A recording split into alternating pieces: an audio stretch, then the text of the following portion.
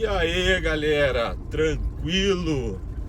Então, eu quero falar para vocês hoje sobre obrigatoriedade de supervisão para a aplicação, para a intervenção ABA, para a intervenção por meio da análise do comportamento, para a intervenção por meio dos terapeutas ABA, dos analistas do comportamento. Bem, mas antes, eu quero ressaltar com vocês algumas coisas. Primeira delas, o direito fundamental previsto na Constituição do livre exercício profissional, respeitadas regulamentações previstas em lei. E lei sai de onde? De poder legislativo. Não sai de associação, não sai da boca suja de profissionais porcos, egoístas e de mau caráter, ok?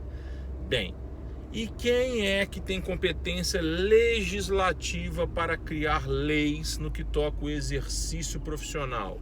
A União, o Congresso. A lei tem que ser federal, artigo 22 da Constituição, salvo raríssimas exceções, as quais esta competência pode ser delegada aos estados e Distrito Federal, mas não às associações, mas não a profissionais imundos, porcos, sujos, mal intencionados, beleza?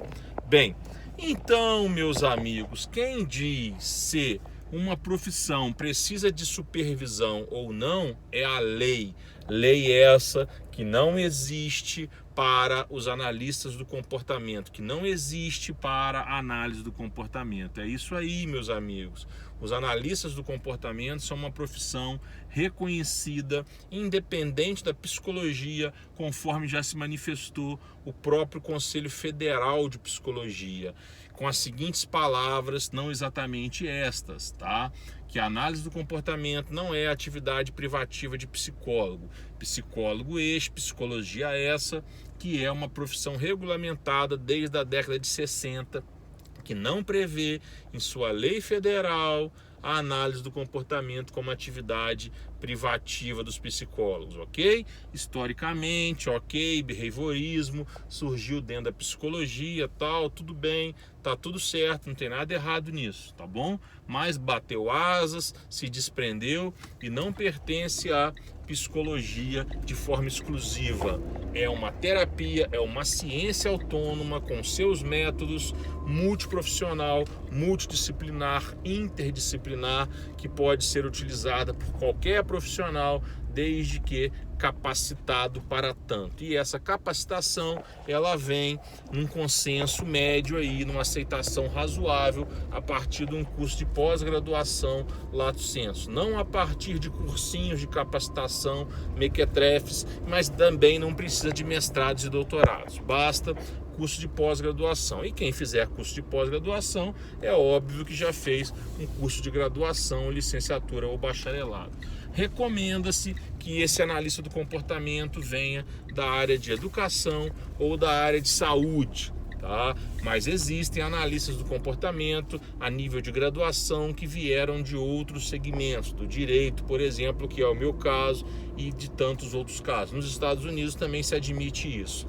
Bem, e aí, é obrigatório supervisão ou não? Claro que não. É recomendável, é aconselhável, é ético, é bacana, mas não é obrigatório, tá bom? Cada um dentro da sua realidade, se puder pagar, se a família puder pagar, se você sentir experiência de aconselhamento, de supervisão, etc, ok. Mas obrigatório não é, tá? Você não precisa de ninguém para abrir um consultório de análise do comportamento. Você não precisa de ninguém para começar as suas intervenções com a análise do comportamento. Você precisa estar preparado, você precisa estar gabaritado, tá bom?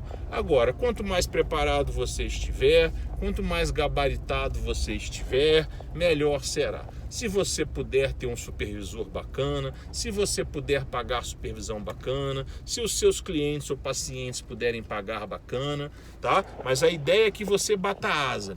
Diferente dos Estados Unidos, onde a profissão requer supervisão quase que o tempo todo, a não ser que o cara se torne lá um BCBA a nível de mestrado ou um BCBA-D a nível de doutorado, que são profissionais com certificações internacionais junto a uma agência internacional chamada Board, mas lá é outro mercado. Lá, inclusive, é muito comum que todas as profissões passem inicialmente por supervisões obrigatórias, corretor de imóvel, advogado, etc. Lá é cultural, lá é legal, é previsto em lei, lá se exige isso, tá bom? E normalmente os supervisores lá, eles têm capacidade profissional prática, têm experiência prática. Não é como aqui que as pessoas abrasileiraram, trouxeram essa ideia de supervisão só para a coisa ficar amarrada, só para essas pessoas poderem vender o seu serviço, porque são covardes e têm medo de perder mercado. Inclusive, os supervisores aqui, segundo uma determinada associação, precisam ser mestres e doutores. Aí é uma piada que me dá vontade de rir e chorar.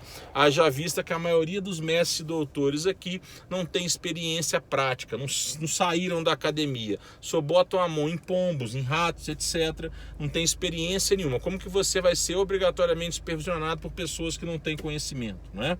Conhecimento prático. E os mestrados e doutorados aqui, diferentes dos Estados Unidos, são muito mais teóricos, são muito mais acadêmicos, e são acadêmicos que não são práticos, com raríssimas exceções. Então não preparam essas pessoas, mestres e doutores, para serem supervisores. Isso é uma outra aberração. Tá bom? Então, meus amigos, tirou sua carteira de motorista, fazendo uma analogia, quer pegar a BR mais perigosa do Brasil, pode pegar sem supervisão. Passou na prova da OAB, quer pegar o caso mais complexo e cabeludo que existe, você pode pegar sem supervisão. Se tornou médico, fez a residência em cirurgia, pode fazer a cirurgia mais melindrosa, mais minimalista, mais sensível, delicada e etc. possível sem supervisão. Não é obrigatório supervisão para exercício profissional de nenhuma atividade, quem dirá de análise do comportamento que não tem nem regulamentação. Então parem de acreditar na balela dito por esses mau caráteres, tá bom? Ético, recomendável, aconselhável, isso é em qualquer profissão, mas recomendável não é obrigatório. Leiam no dicionário e busquem as definições lá se vocês não conhecem essas definições, tá bom? Dá um like aí, compartilham, inscrevam-se no canal. Um grande abraço.